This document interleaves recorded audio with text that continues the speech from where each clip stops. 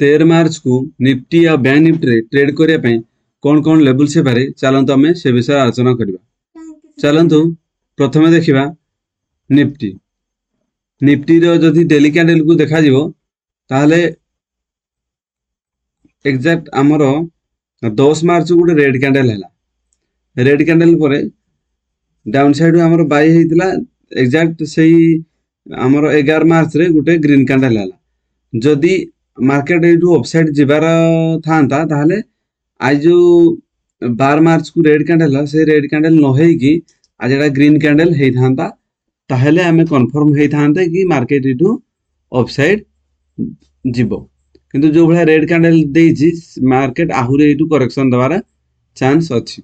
फिर भी हमर 11 मार्च रे जो ग्रीन कैंडल हेछि से ग्रीन कैंडल को जे पर्यंत डाउन साइड रे ब्रेक न करिछि से पर्यंत हमें डाउन साइडली एग्रेसिवली जिबा नाही।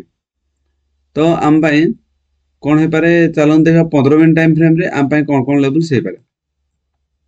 15 मिनट टाइम फ्रेम जो देखिबा जदि मार्केट काली फ्लैट ओपन होउची माने 22500 जो गुट राउंड लेवल अछि ता तळे जदि ए एरिया रे एग्जैक्ट पूरा एरिया रे ओपन हेगी गुटे रेड कैंडल एठी फॉर्मेशन होउची ताहले आमर व्यू नेगेटिव रहइबो।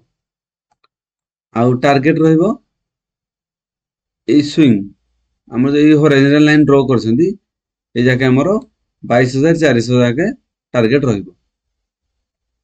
22400 हम पई टार्गेट रहइबो जदि मार्केट 22500 तळे ओपन होई। जदि market directly gap up open ए एरिया रे हो जाउची फिर भी जदि गैप अप एरिया रे होची तो हम पई अपसाइड तो हमर किसी व्यू रहइबनी हमर डाउन साइड व्यू रहइबो कोठू ना 22580 पाखा पकी ए जो सेलिंग आसी जदि भी गैप अप ओपन होची ताले ए एरिया रो पुनी सेलिंग आसबार बहुत चांस अछि। ए एग्जैक्ट ए जगह रो पुनी सेलिंग आसबार बहुत चांस अछि। मार्केट केते बेले अपसाइड रे मूव करू जेते बेले जो ए जो सेलिंग आसी ए सेलिंग ऊपर डायरेक्टली माने 100-150 पॉइंट जदि ऊपर डायरेक्टली गैप अप ओपन होची ए एरिया रे ताहले हमें पॉजिटिव मानिया आ अपसाइड व्यू किछि रखि पारे। फ्लैट एरिया रे ओपन होची माने 22500 तळे लेवल को जे पर्यंत होल्ड करिजी डाउन साइड रे ताहले हमें डाउन साइड व्यू रखिबा। जदि market just gap down open होची ए एरिया रे ताहले आम पाई 22500 रेजिस्टेंस वाला काम करिवो आउ डाउन साइड रे ए रे 22400 आम पाई सपोर्ट वाला काम करिवो। यारी भीतर मार्केट ए जे हमर रेंज भीतर मार्केट मूव करिवो। डाउन साइड रे जदि बहुत बड़ गैप डाउन ए एरिया रे ओपन होची ताहले ए जो स्विंग हमर के जे स्विंग तळे जदि गैप डाउन डायरेक्ट ओपन होची ताहले हम डाउन साइड व्यू रखिबा। चलन देखिबा bank Nifty. Bank Nifty daily candle देखा हले आज ग्रीन कैंडल हेजी काले ताले एठू किछि बायर एक्टिव हेइछन्ते आज। तो जे पर्यंत ए ग्रीन कैंडल रो डाउन साइड ब्रेकडाउन न देइ जे हम डाउन साइड व्यू रखि परियानी। चलन देखिबा 15 मिनट टाइम फ्रेम रे हम पाई कोन कोन लेवल से पारे।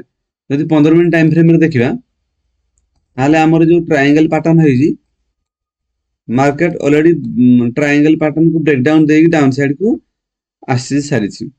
जदि मार्केट काली एग्जैक्ट ए फ्लैट ओपन होची एरिया रे तो पुनी ए जो हम हॉरिजॉन्टल लाइन ड्रॉ करछन्ती ताकू पुनी रेजिस्टेंस नेकी मार्केट डाउन साइड आसीबार बहुत चांस अछि। गैप डाउन ओपन होची ताहले भी मार्केट डाउन साइड व्यू रखिबो। जदि एरिया रे जो स्विंग हमर हेजी जोटा कि 47800 पाखा पाखी डाउन साइड को जदि गैप डाउन ओपन होची ताले मार्केट पुनी डाउन साइड आसीबो। जदि मार्केट कोन साल गैप अप ओपन होची एरिया रे ताले हमर अपसाइड व्यू रहइबो। ए फ्लैट ओपन होची ताले हमर डाउन साइड व्यू रहइबो। फ्लैट किबा down side gap down open हेले हमकु डाउन साइड व्यू रखिया पड़िबो। गैप अप एरिया रे ओपन होची ताले हमर व्यू अपसाइड रहइबो। एही बळी निफ्टी आ बैंक निफ्टी ट्रेडिंग लेवल्स पाइबा भिडियो को लाइक एवं चैनल को सब्सक्राइब करंतु। Thank you.